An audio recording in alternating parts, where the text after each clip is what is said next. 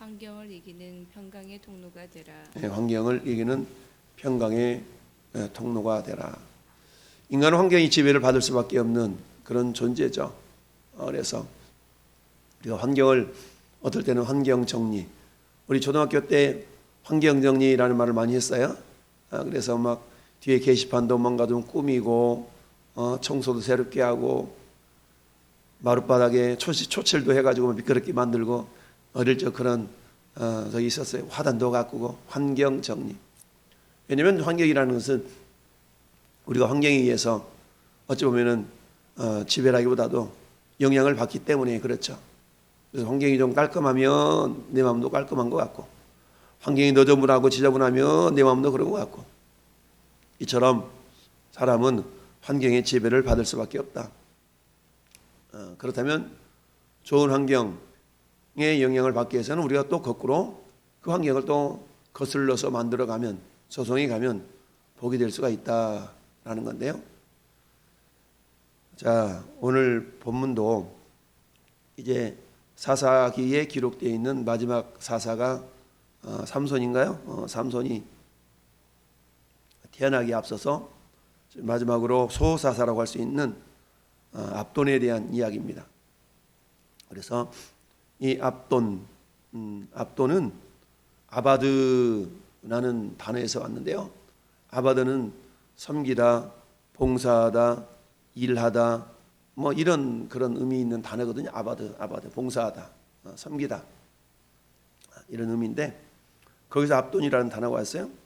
그래서 이 압돈이라는 말은 노예 또는 종이라는 뜻을 가진 이름입니다. 그러니까 어떻게 이름을 지어도 이렇게 지어요. 어쨌든 노예, 종이라는 이름의 뜻을 가진 이 사사를 하나님이 세우셔서 여기 보니까 8년 동안 사사의 삶을 살도록 하셨다. 앞에서 살펴봤던 입산이나 엘론도 역시 소사사였지만 특별히 행한 그런 일들이 기록되어지지 않고 있다. 이것은 하나님이 그 시대에 평강을 주셨기 때문에 특별히 사사로서의 역할이 두드러지게 기록되지 않다라고 우리가 볼 수가 있다고 했는데요. 사사 압돈 역시 그렇게 우리가 볼 수 있습니다. 엘론의 뒤를 이어서 비라돈 사람 힐렐의 아들 압돈, 이처럼 자기 조상들을 이렇게 거론하는 까닭은 이 인물이 실존 인물임을 드러내기 위해서 그렇다라고 그랬죠. 그래서 힐렐의 아들 압돈이 이스라엘의 사사가 되었더라. 그 뒤를 이어서 비라돈 사람.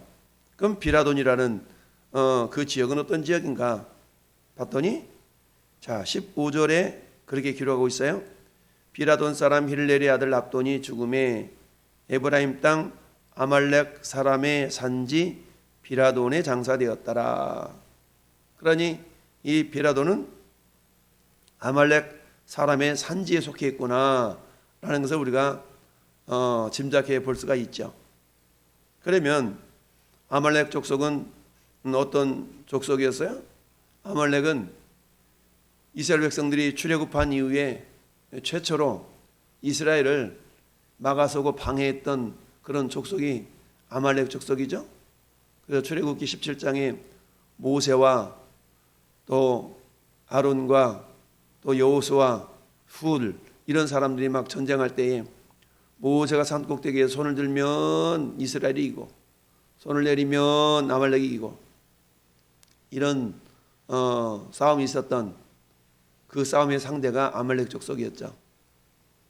이 아말렉은 이처럼 이스라엘의 앞길을 방해했댔는데 근데 특별히 이 아말렉이 사사시대에는 그렇게 두드러지게 활약을 하지 않았던 것으로 보여요.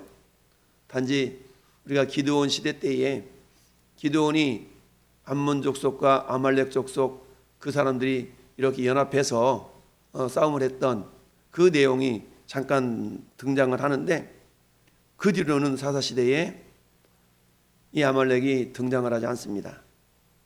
그런데 하나님께서는 이 아말렉 족속을 이 사사시대에는 그렇게 영향력이 없도록 하나님이 역사하셨던 것으로 볼 수가 있죠. 그러니까 아말렉 사람들이 있었던 그 지역을 결국 이스라엘이 정복했고, 그 이스라엘 족속 가운데 에브라임 지파가 아마 이렇게 다스렸다라고 우리가 미루어 짐작해 볼 수가 있죠. 그러니까 15절에 에브라임 땅 아말렉 사람의 산지라고 볼 수 있죠. 그러니까 에브라임 지파가 아말렉 족속들을 이렇게 평정했던 그런 시대였다라고 볼 수가 있어요. 그러면 비라돈이라는 이름의 뜻은 뭐냐? 비라돈은 지도자라는 그런 의미를 가진 지명이에요. 그러니까 어찌 보면 이 아말렉 족속들이 그 비라돈이라는 지역에서 아마 지도자를 많이 배출했던 모양이죠. 그러다 보니까 그런 지명을 가지고 있었는데, 그런데 이 비라돈에서 에브라임 지파가 비라돈을 점령을 하고 그곳에는 이름에 걸맞지 않게 압돈이라는 사람이 지도자로 부름을 받았죠. 그러니까 비라돈은 지도자라는 이름의 뜻을 가진 지명인데, 그곳에서 지도자가 많이 걸출하게 저 사람 지도자다워 라는 사람들이 나타나야 되겠지만, 오늘 본문에 있는 힐렐의 아들 압돈이라는 사람은 이름이 노예요 종이라는 뜻을 가진 그런 사람이었다라는 것을 보면 어찌 보면 아이러니다 할 수 있겠죠. 그런데 이 종이라는 이름을 가진 이 압돈이 지도자라는 지명에서 태어나서 이스라엘의 사사가 됐다. 이게 굉장히 역설적이잖아요. 그런데 그 시대의 상황을 14절은 한 줄로 표현하고 있습니다. 14절에는 그에게 아들 40명과 손자 30명이 있어 어린 낙이 70마리를 탔더라. 이게 전부예요. 그러면서 압돈이 이스라엘의 사사가 된 지 8년이라. 자, 보니까 자식이 40에다가 손자가 30명, 이런 그야말로 다복한 그런 자녀들이 많이 있는 그런 어떤 가정을 꾸미고 있죠. 어제도 살펴봤던 것처럼 전통에 화살통에 화살이 가득한 사람은 복이 있다라는 표현을 했죠. 그 사람은 성문에 앉을 때에 화를 당하지 않는다.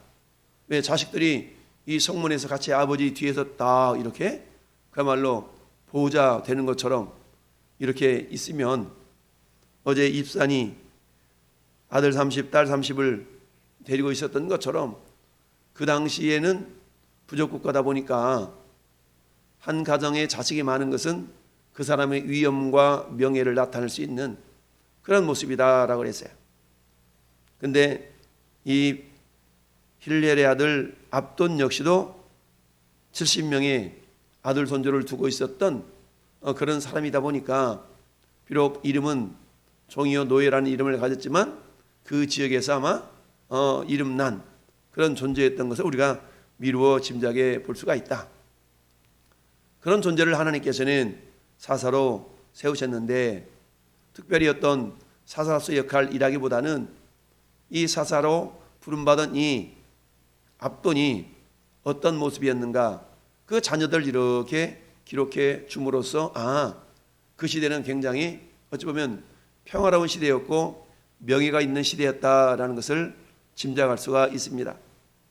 여러분, 그 당시에 낙이라는 짐승은 우리 예전에 집에서 소 한 마리씩 다 키던 그런 시골에 살던 그런 때 있던 것처럼 집에서 기르던 가축인데, 근데 낙이는 굉장히 명예로운 짐승으로 취급을 받았습니다.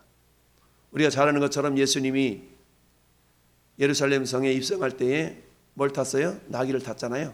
그렇죠? 나귀 타고 예루살렘 성을 입성을 했을 때에 사람들이, 무리들이 자기들이 겉옷을 펴서 그야말로 종려나무 가지를 꺾어서 호산나 호산나 외치면서 예수님을 위대하게 영접했죠.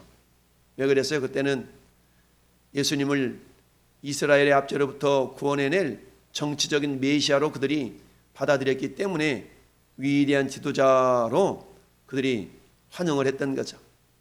그런데 그랬던 예수님이 십자가에 못 박혀 돌아가시니까 그들이 오히려 예수님을 인정하지 않는, 자기들이 기대와는 다르니까.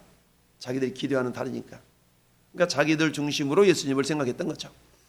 오늘날 우리들도 신앙생활할 때 자기 중심으로 신앙생활하는 이런 어떤 모습들을 영적인 어린아이라고 말씀드렸죠. 우리 주일 말씀이 그 내용 아닙니까? 그건 자기를 위해서 하는 자죠. 그러나 실상 예수님은 살리는 자의 삶을 살았던 대표적인 분인 것을 우리는 알 수가 있고요. 자, 이렇게 해서 압돈이 손자, 자식 70명을 다 어린 낙이 하나씩을 이렇게 태워 주었다는 얘기는 이처럼 첫째는 그가 명예로웠고 부여로웠고 명성이 있는 그런 어떤 사람이었다라는 것을 우리가 첫째는 짐작해 볼 수가 있고, 두 번째는 뭡니까? 그 시대가 굉장히 평화로웠다라는 걸 알 수 있습니다. 즉 사사가 굳이 어떤 큰 역할을 감당하지 않아도 될 만큼 그런 평온한 시대였기 때문에 이 8년 동안 이 사사 압돈은 그저 아들들에게 나귀를 태우고 손주들에게 나귀를 태우는 그런 삶을 살 수가 있었던 것이죠. 자, 그래서 그 시대에 나귀를 탔다는 건 굉장히 명예롭고 그리고 굉장히 어떤 존귀와 번영을 상징하는 그런 어떤 짐승이었다라는 얘기입니다. 여러분, 우리가 잘 아는 것처럼 다윗 왕 솔로몬을 다시 왕을 세울 때에 어떻게 했습니까? 그 왕을 세울 때에 솔로몬에게 자기의 노새를 태워서 기온샘 있는 곳에 가서 기름을 부어서 왕을 세우고 다시 예루살렘으로 오게 했어요. 다윗 왕이 아들 솔로몬에게 왜 자기가 타는 나귀를 태워서 기온샘으로 가고 거기서 기름을 부어서 이쪽으로 오게 했을까요? 그 당시에 아도니아가 스스로 왕이 되는 그런 일이 있었잖아요. 그러니까 이 사실이 다윗에게 알려지니까 다윗의 아들 솔로몬이 왕인 것을 나타내기 위해서 자기가 타던 나귀를 태워서, 이 기온샘은 우물이 있기 때문에 사람들이 많이 모이는 곳이에요. 그러니까 사람들이 많이 모이는 곳에서 솔로몬을 왕으로 세우고, 다윗 왕이 세우는 왕은 아도니아가 아니라 솔로몬이구나라고 인정할 수 있도록, 그리고 나서 다시 예루살렘으로 오는데 다윗이 타던 나귀를 타게 했다라는 기록이 열왕기상 1장에 보면 나타나 있고요. 이처럼 이 나귀를 타는 자녀 30, 손주 30, 자녀 40, 손주 30이 이렇게 있는 모습을 통해서 그야말로 하나님께서 그 시대에 평강을 주셨다라는 것을 우리가 미루어 짐작해 볼 수가 있습니다. 그렇다면 이처럼 하나님께서는 이 압돈이라는 사람이 사살이 있을 때에 이 평강을 허락하시고 그들에게 명예롭게 이처럼 나귀를 탈 수 있는 그런 은혜를 허락해 주셨는데, 어때요? 원래 사사시대 자체는 어떤 시대였습니까? 그 시대에 왕이 없으므로 자기 소견에 오른 대로 행동했던 그런 시대잖아요. 그런 것처럼 오늘 이 시대도 어떻습니까? 인생은 네 거잖아. 일을 즐기며 살아야지, 삶을 즐기며 살아야지 하면서, 즐기는 것 자체가 나쁘다는 건 아니지만 늘 말씀드리는 것처럼 먼저 그의 나라와 그의 의를 구하라는 것이 되어지지 않는 상태에서 즐기라는 것은 결국 뭐예요? 그것은 하나님을 외면하는 삶을 살아가는 것과 다를 바가 없죠. 오늘 말씀의 제목이 뭡니까? 말씀의 제목은 환경을 이기는 평강의 통로가 되라라는 얘기죠. 환경을 이기는 평강의 통로가 되라. 그러니까 하나님께서는 이 아말렉을 결국 에브라임 지파를 통해서 정복하게 하시고 그 시대에 하나님께서 평강을 주셨다는 얘기입니다. 그러니까 아말렉이 이렇게 평정이 될 수 있는 그런 모습들에 대해서는 자세히 나타나지 않았지만, 어쨌든 오늘 이 비라돈이라는 지역 자체가 에브라임 지파 속에 있는 그야말로 아말렉 족속들이 살고 있었던 땅이었던 것은 우리가 이렇게 기록을 통해서 알 수가 있다라는 얘기죠. 출애굽 때에 이스라엘을 막았었던 이 아말렉이 사사시대에 크게 기드온 시대 때를 말고는 등장하지 않는 모습을 보면 하나님께서 이 아말렉을 어떤 방법이 있는지 아무튼 이기고 평정하도록 하셨다라는 것을 우리가 알 수가 있습니다. 그런데 그 일에 이 비라던 사람 hil렐의 아들 압돈이 쓰임을 받았다라는 얘기죠. 마찬가지로 오늘 이 시대에 하나님께서는 저와 여러분들에게 마치 사사처럼 너는 세상의 빛이라, 너는 세상의 소금이라 라는 말씀을 우리에게 하고 있죠. 우리 하나님은 우리를 통하여 세상에 평강을 흘려보내기를 원하신다라는 얘기입니다. 여러분이 가는 곳곳마다 그 지역, 그 장소, 그 상황, 그곳이 샬롬이 넘쳐나는 은혜가 있기를 바랍니다. 이처럼 하나님은 전 여러분을 통해서 평강이 나타나기를 원하시는데, 어떤 사람은 가는 곳곳마다 문제를 일으키는, 소위 말해서 트러블 메이커라고 말하죠. 트러블 메이커로 이렇게 낙인 찍힌 사람이 있는 반면에, 어떤 사람은 피스메이커라는 말로 우리가 그 사람을 인정하는 경우가 있습니다. 그럼 우리는 어떻게 하면 우리가 평강을 회복하는 그런 축복의 통로, 그 다음에 환경을 이기는 평강의 통로로 쓰임을 받을 수가 있을까? 환경을 이기는 평강의 통로. 한마디로 말하면 우리가 기죽지 말아야 되겠죠. 야, 안 될 것 같아. 저 사람들은 안악자손들이야. 우리가 보기에도 우리는 메뚜기 같다. 우리는 그들의 밥이야, 밥. 거꾸로 막 이렇게 얘기하는 거죠. 무슨 소리냐? 그들이 우리의 밥이지. 여호수아와 갈렙은 그렇게 외쳤지만 나머지 이스라엘 사람들은 아우, 안 될 것 같은데 라고 보았다는 얘기죠. 왜요? 그들에게는 환경이 더 커 보였던 거죠. 여호수아와 갈렙을 제한 모든 10명의 지파의 대표자들은 비록 그들이 지도자였음에도 불구하고 환경이 더 커 보였던 거예요. 그러니까 안 돼, 안 될 것 같아 라고 부정적인 말을 통해서 결국 그 자손들이 40여 년 동안에 광야에 모든 고난을 당할 수밖에 없었다. 자, 그래 오늘날 나를 통해서 하나님께서 그러나 평강을 회복하기를 원하시는데, 어떻게 하면 우리가 그 평강의 통로로 쓰임을 받을 수가 있을까? 첫 번째는 따라합시다. 부르심에 대한 확신. 그렇습니다. 하나님 나를 부르셨다는 확신이 있어야 되겠죠. 아, 하나님 나를 부르셨지. 나를 목회자로 불렀지. 나를 성도로 불렀지. 나를 집사로 세웠지. 나는 어떤 부르심에 대한 확신이 있지 않고서는 우리가 그 환경을 이겨낼 수가 없습니다. 아우, 내가 이래봬도 목사인데, 아, 소위 그런 내가 집사인데, 소위 그런 내가 성도인데, 나는 미리면한 확신이 없다면 어려운 상황이 있을 때마다 어때요? 그 상황을 이겨내지 못할 수가 있다라는 얘기죠. 자, 그래서 부르심에 대한 확신은 에베소서 1장 4절 말씀 보니까 창세전에 그리스도 안에서 우리를 택하사, 아, 하나님이 창세전에 이미 나를 택하셨구나. 그 택함의 결과로 말미암아 우리에게 믿음을 주셔서 은혜로 말미암아 구원을 받게 하셨구나라는 그런 확신. 두 번째는 따라합시다. 임마누엘의 확신. 임마누엘은 뭡니까? 하나님이 나와 함께 하신다는 확신 아니겠어요? 어떤 상황 가운데서도 함께 하시는 하나님. 이 임마누엘의 확신이 있다면 어떤 환경 가운데, 어떤 상황 가운데서도, 우리 찬송가 가사에 있는 것처럼 우리 구주 모신 곳이 그 어디냐 하늘나라, 초막이나 궁궐이나 우리 구주 모신 것이 그 어디냐 하늘나라. 그러니까 주님과 함께라면 내가 비록 초막에 산다 할지라도 그것이 천국이라는 얘기죠. 그런데 환경적으로는 어때요? 사람들이 야, 너 초막에 사냐? 이렇게 우리를 비아냥거릴 수가 있다. 너 예수 믿는다며? 예수 믿는 사람이 왜 그래? 라고 우리에게 세상적인 눈으로 바라볼 때에, 세상적인 가치관으로 바라볼 때에 그들의 기준에 합당하지 않는 모습을 볼 때 우리는 어때요? 야, 예수 믿으면 뭐뭐 한다며 라는 말로 우리가 그런 어떤 소리를 들을 수가 있다. 그럼에도 불구하고 어때요?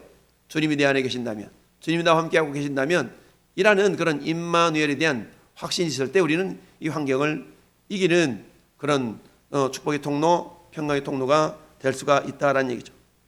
여러분, 우리가 잘 아는 것처럼 야곱은 형 에서를 피해서 외삼촌집 라반으로 가는 그 길목에 베델에서 꿈을 꾸다가 주님을 만났잖아요. 우리 주님이 이 야곱에게 뭐라고 말씀하십니까? 이렇게 말씀하시죠. 내가 너와 함께 있어. 네가 어디로 가든지 너를 지키며 너를 이끌이 이 땅으로 돌아오게 할지라. 내가 내게 허락한 것을 다 이루기까지 너를 떠나지 아니하리라. 우리가 잘 아는 것처럼 모세를 이은 지도자 여호수아를 향해서 주님은 내가 네게 명령한 것이 아니냐. 강하고 담대하라. 두려워하지 말며 놀라지 말라. 네가 어디로 가든지 네 하나님 여호와가 너와 함께 하시느니라. 이 말씀을 오늘날 우리에게 적용한다면, 아, 내가 어디를 가든지 나와 함께 하시는 하나님이다. 이 말씀이 고린도전서 3장 16절에 너희는 너희가 하나님의 성전인 것과, 우리가 하나님의 성전, 하나님 우리를 성전, 집 삼으셔서 우리 안에 내주해 계신다. 그러니 우리가 어딜 가든지 하나님이 우리와 동행하시는 거 아니겠습니까? 세 번째는 뭡니까? 따라합시다. 승리의 확신. 승리의 확신. 이긴다는 얘기죠. 사도 요한은 요한일서 4장 4절, 5장 4절에 이렇게 말씀해요. 자녀들아 너희는 하나님께 속하였고 또 그들을 이겼나니 이는 너희 안에 계신 이가 세상에 있는 자보다 크다. 하나님은 만유의 주가 되시기 때문에 어떤 존재보다 크신 분이죠. 그 크신 분이 나와 함께하고 있기 때문에 어때요? 우리가 승리할 수 있다. 너희가 세상을 이겼다. 세상을 이기는 승리는 이것이니 우리의 믿음이니라 라고 말씀하고 있습니다. 자, 또한 예수님은 요한복음 16장 33절에 이것을 너희에게 이르는 것은 너희로 내 안에서 평안을 누리게 하려 함이라. 세상에서는 너희가 환난을 당하나 그러나 담대하라. 내가 세상 이겼다. 그 세상 이기신 주님이 우리 안에 영으로 계시잖아요. 그러니까 우리는 뭐 할 수 있어요? 우리도 주님과 더불어 승리하는 존재가 된 줄로 믿습니다. 이처럼 부르심의 확신, 그 다음에 임마누엘 확신, 그리고 승리 확신을 가질 때에 환경을 초월해서 환경을 이기고 평강의 통로로 우리가 살아갈 수가 있음을 기억하면서 오늘도 이 세 가지 확신을 기억하며 승리하는 저와 여러분 될 수 있기를 예수님 이름으로 축원합니다. 아멘.